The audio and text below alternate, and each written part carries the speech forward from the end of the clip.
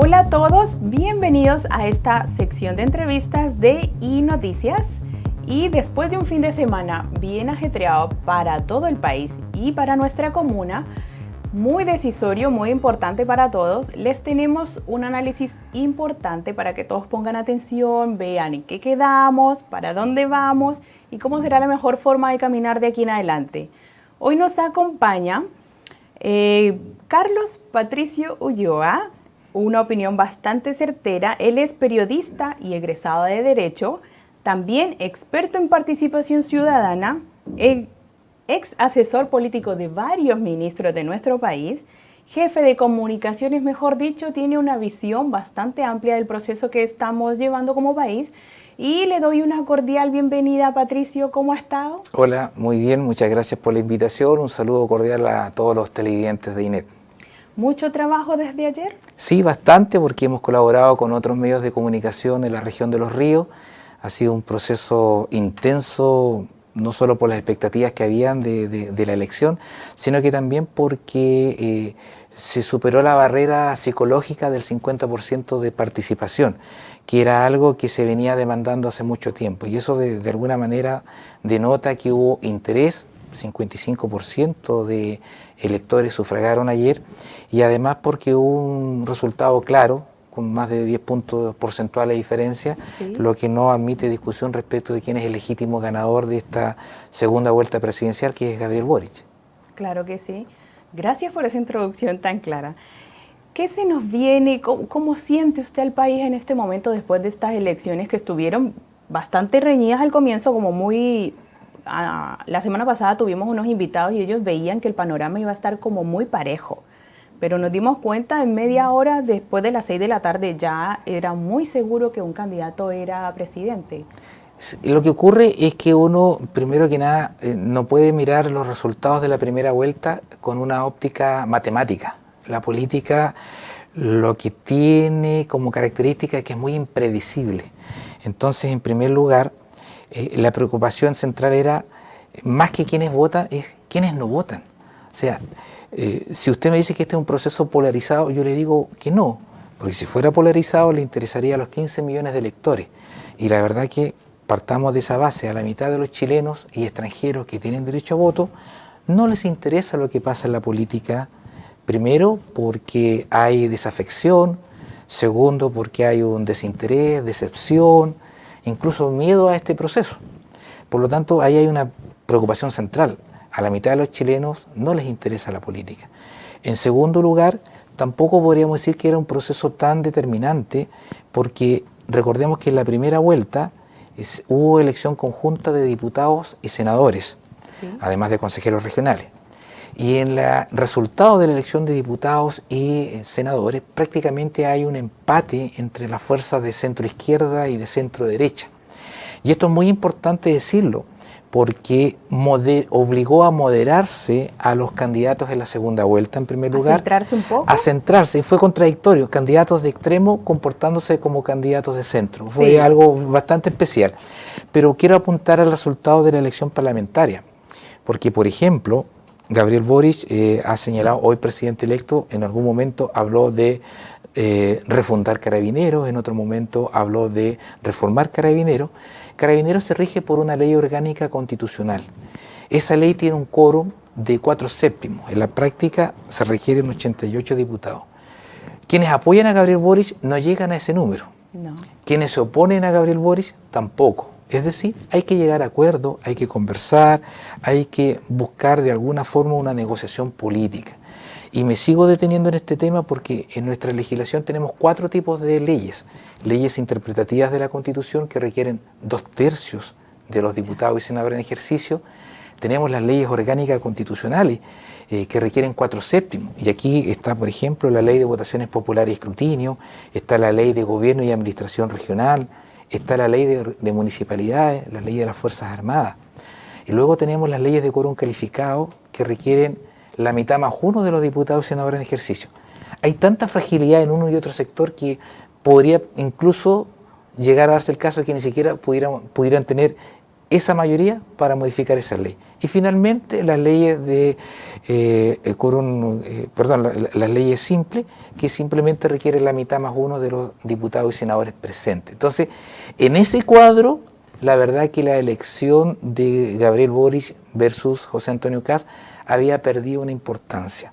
Y si usted me permite ir un poquito más allá, sí, realmente si ustedes se fijan, los parlamentarios electos o los parlamentarios en ejercicio en esta elección tuvieron un rol secundario y hasta terciario.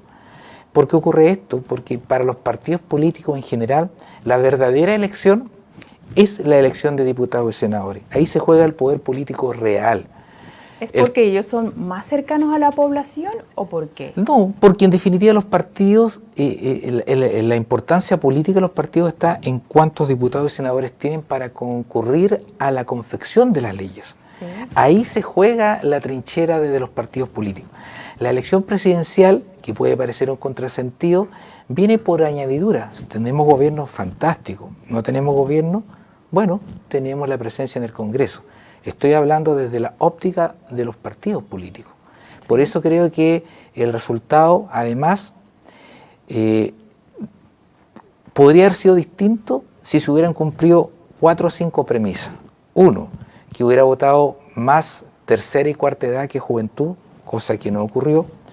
Que en el mundo rural, donde José Antonio Kast tuvo un muy buen desempeño en primera vuelta, se hubiera reforzado, lo que a la primera lectura no ocurrió, que en las comunas de oro, como les denomino yo, Vitacura, Las Condes, Providencia, Barnechea, hubiera tenido un gran desempeño, tampoco se manifestó, y que en las comunas populares hubiera habido una baja participación, todo lo contrario. Fue muy alta. Sí. Y finalmente el factor Parisi, que es algo que no se ha entendido en la política de las últimas elecciones. Ya no existe esa figura del gran elector, esa persona que dice, yo voto por este candidato y todo el mundo concurre como cordero a votar por ese candidato, sí. Ni siquiera desde la mirada de los partidos políticos muy cuestionados o desde un sector político.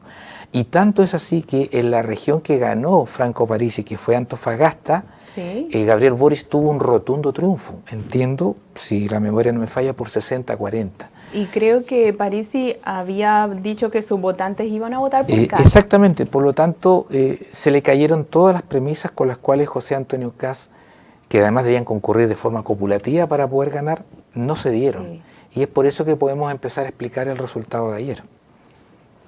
Un resultado que a muchos ciudadanos los tenía con miedo. Yo recibí muchas consultas, muchas ideas de personas que tenían miedo de lo que pudiera pasar ayer. Miedo de que si salía José Antonio como presidente, en la noche hubiese desastre, hubiera mucha protesta, o definitivamente no dejara como gobernar, no dejara avanzar el proceso de la constituyente, por ejemplo. Y también el miedo a que si ganara Boric, el país iba a caer totalmente. Bueno, hoy tenemos un alza en el dólar bastante importante que yo creo que nos va a afectar por los 2 próximos años, dicen más o menos, ¿verdad? A ver, quiero remontarme al pasado. Yo la primera vez que sufragué fue el año 1988 y marqué por la opción no, que ganó, y eso significó que el general Augusto Pinochet, dictador, ¿no es cierto?, tuviera que convocar elecciones libres al año siguiente y no continuara en el poder por 8 años más. En ese momento se dijo todo lo que se ha dicho ahora y más. Como el miedo que se produjo. Exactamente. Efectivamente, al otro día la bolsa de comercio cayó, subió el dólar, los empresarios decían que no iban a transar principios, valores. Que se iban a ir del país. Exactamente, pero no obstante ello, el país siguió funcionando. Y el 11 de marzo del año 1990, Patricio Aylwin asume y se llega a un acuerdo para enfrentar el primer gran tema que tenía el país en ese entonces, que era el 40% de pobres. Y se hizo una reforma tributaria, dentro de un marco de otros acuerdos. Hoy día va a pasar algo parecido. Probablemente las acciones están a la baja, yo no he revisado los indicadores, el dólar y el euro seguramente ya subieron y vamos a tener un escenario de inestabilidad que seguramente se va a extender hasta cuando asuma el gobierno de Boric, salvo que dé algunas señales. Por ejemplo, presente su equipo económico, El ministro de Hacienda es una figura muy importante en nuestro país. Es la segunda figura más importante después del presidente de la República. Yo pensé que era el ministro de Interior. No, es el ministro de Hacienda, porque es que determina las políticas económicas del país.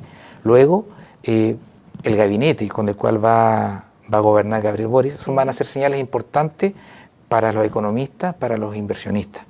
Y además hay un periodo de latencia mayor que estamos hablando entre la elección de ayer y el 11 de marzo, donde hay varios elementos desde el punto de vista económico que generan incertidumbre. No se acabaron los IFE universal, sí. No van a haber más retiros de fondos previsionales,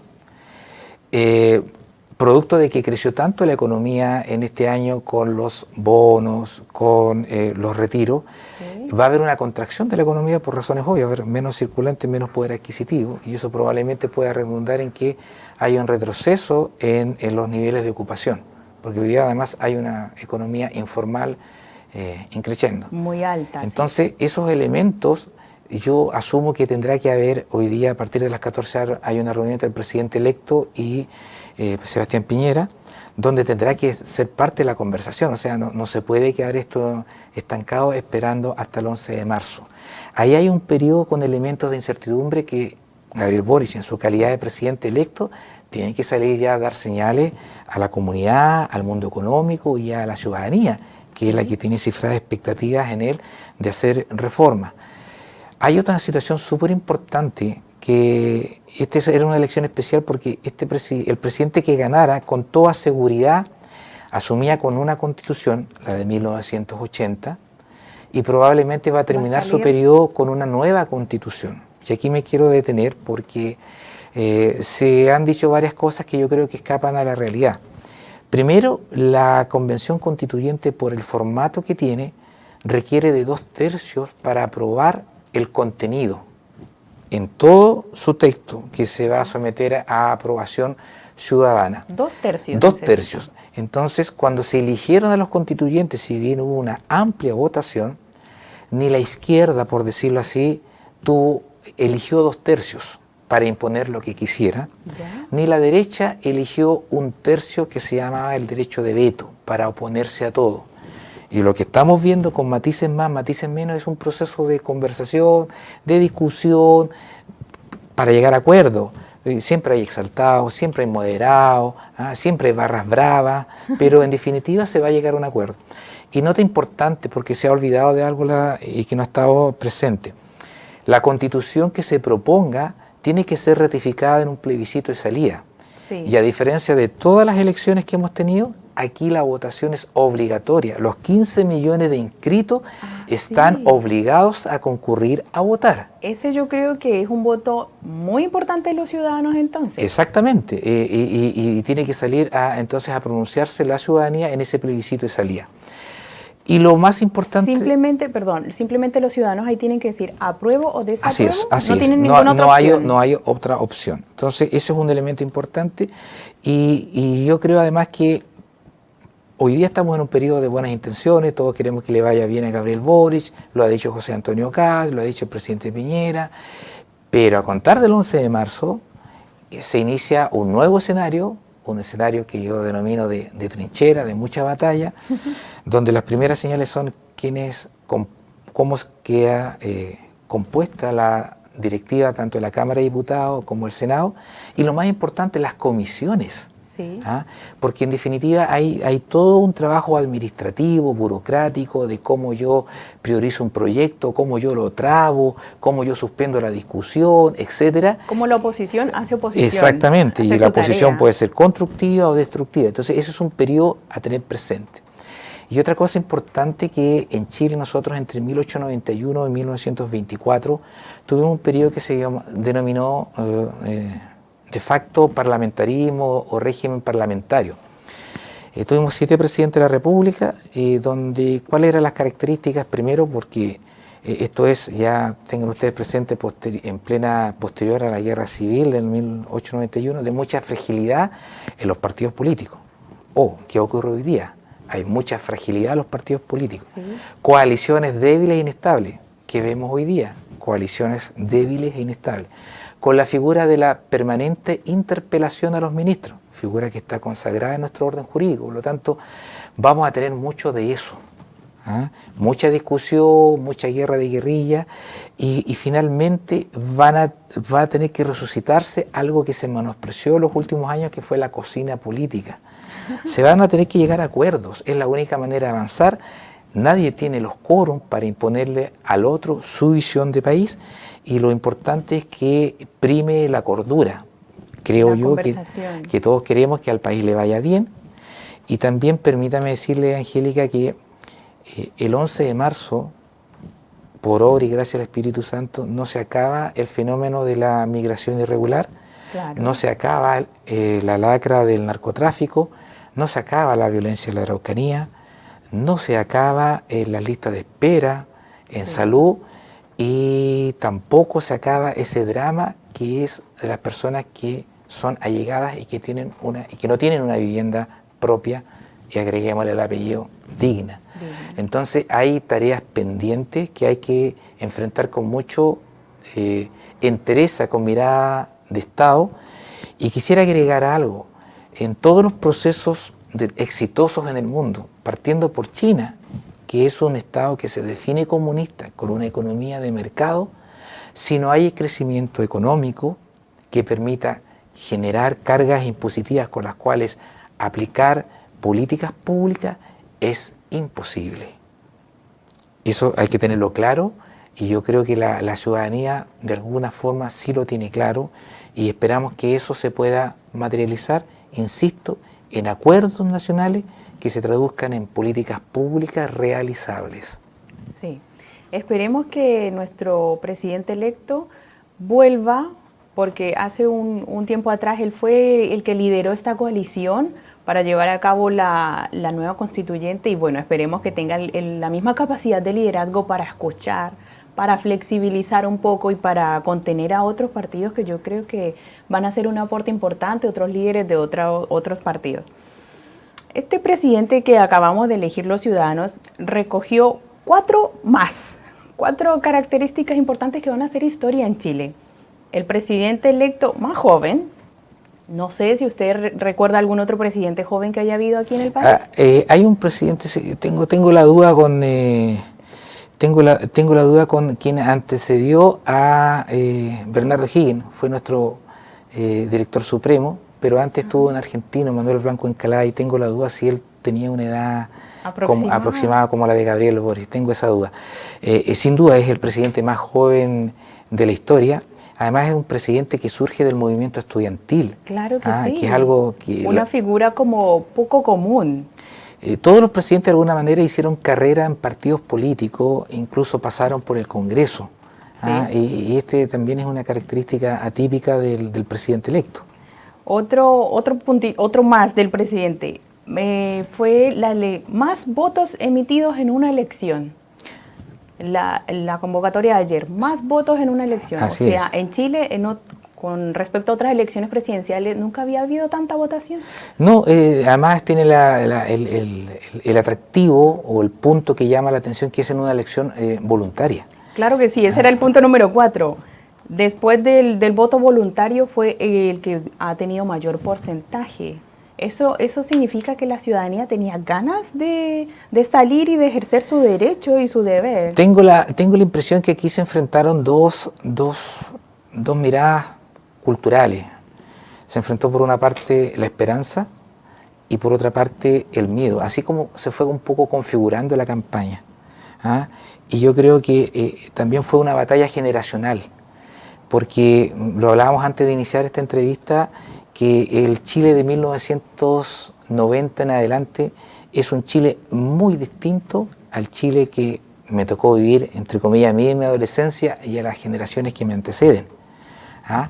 Es un Chile que es un Chile con todos los defectos que tiene este país hoy, es un Chile más justo, es un Chile con más oportunidad, insisto, con todas las deficiencias. Entonces, proyectémonos al pasado y cuánta injusticia había, cuántas discriminaciones. Exactamente. Y esta generación que ha recibido los frutos de las postergaciones, los sacrificios de las otras generaciones, tiene este estándar, este piso para exigir.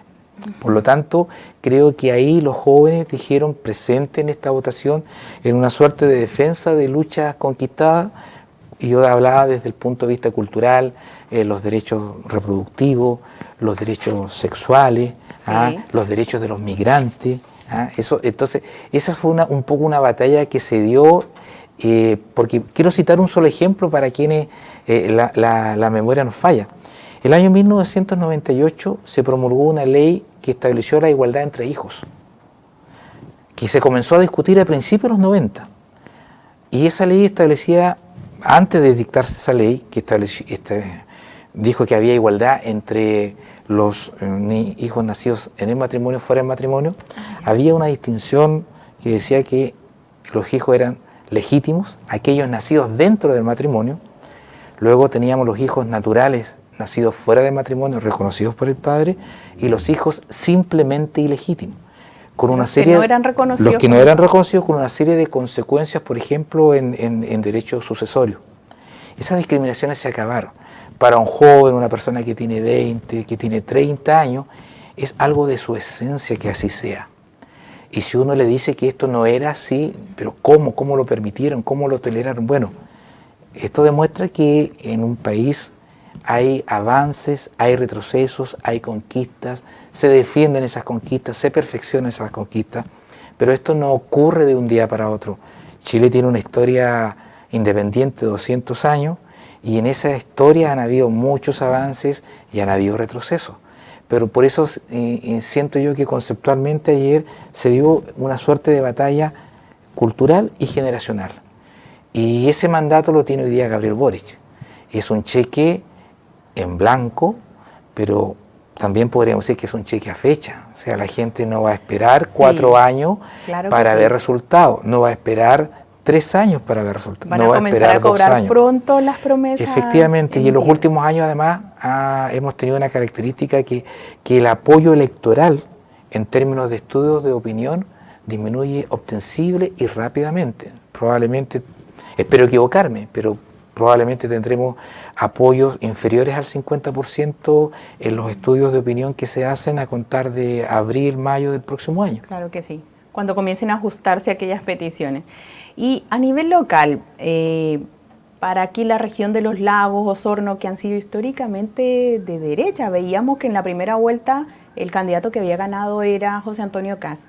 Y en esta segunda vuelta el porcentaje fue 50,03 contra 49,97. ¿Qué podemos esperar para esta región con este porcentaje de votación? En primer lugar, los resultados comienzan a explicarse porque esta región tiene 2 grandes centros de población que son Puerto Montt y Osorno, con una alta tasa de población urbana, sobre el 90%. Y si analizamos, con toda seguridad son de las comunas que tuvieron la mayor tasa de participación. Por lo tanto, porcentualmente son determinantes al hacer el cómputo en la región, porque la mayoría de las regiones en los lagos presentan ruralidad y por lo tanto el acceder a los locales de votación, movilizarse es más complejo. ¿Qué se debería esperar? Aquí hay también un tema complejo, porque Gabriel Boric ha dicho que quiere eliminar la figura del delegado presidencial.